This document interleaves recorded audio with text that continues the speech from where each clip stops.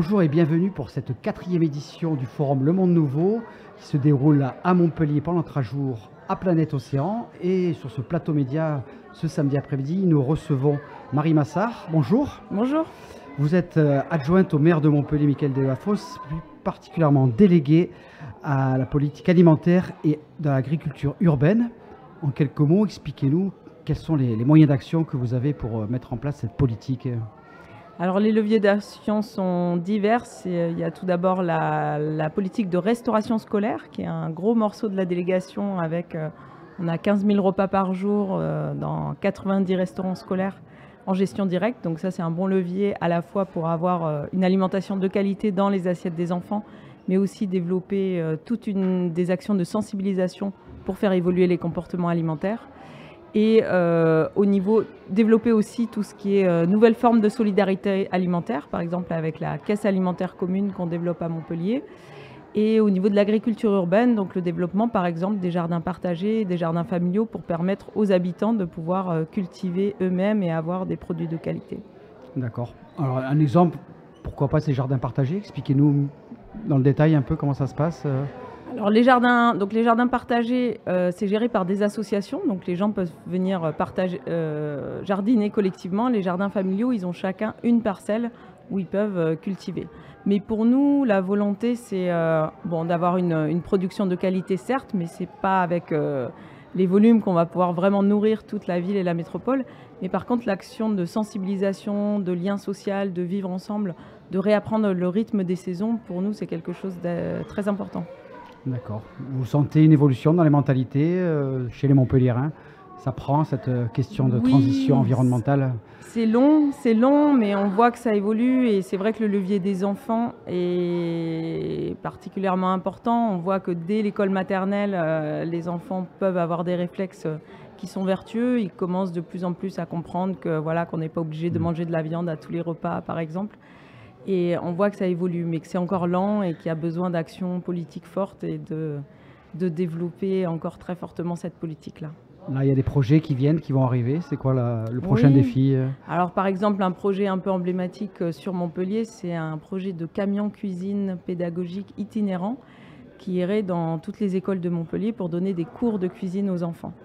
On pense que la sensibilisation, elle va passer par le fait de cuisiner des produits bruts, des produits locaux, des produits de saison, avoir une alimentation assemblée, par exemple les céréales et les légumineuses pour expliquer l'apport en protéines.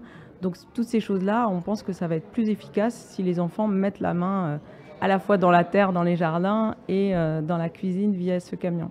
Un superbe projet. Vous êtes par ailleurs aussi présidente du MIN, du marché d'intérêt national.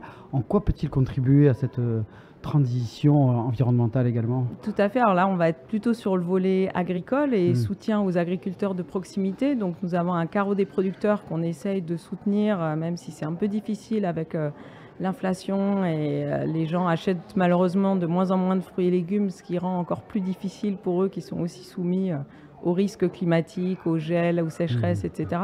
Donc on essaye de les aider en favorisant les entreprises qui s'implantent sur le MIN, qui vont consommer des produits directement aux producteurs.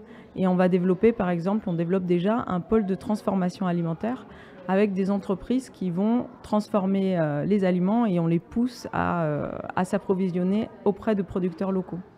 D'accord, passionnant. Et aujourd'hui, au Monde Nouveau, vous participez au Dialogue pour demain, résilience agricole et alimentaire.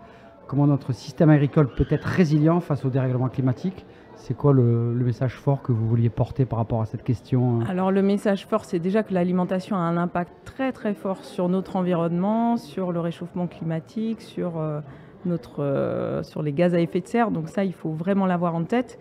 Et qu'il y a la localisation, certes, mais il n'y a pas que les transports, il y a aussi le mode de production. Donc il faut consommer des produits qui sont le plus résilients possible, si possible des produits bio, même si on sait que ce n'est pas forcément évident parce que ça coûte souvent plus cher, pas forcément mais souvent. Donc c'est pour ça qu'on essaye de trouver d'autres systèmes comme la caisse alimentaire commune pour pouvoir accéder à une alimentation de qualité au moindre prix. Mais l'idée, c'est vraiment de soutenir d'un côté les agriculteurs et les consommateurs. J'invite surtout à consommer de saison et des produits bruts.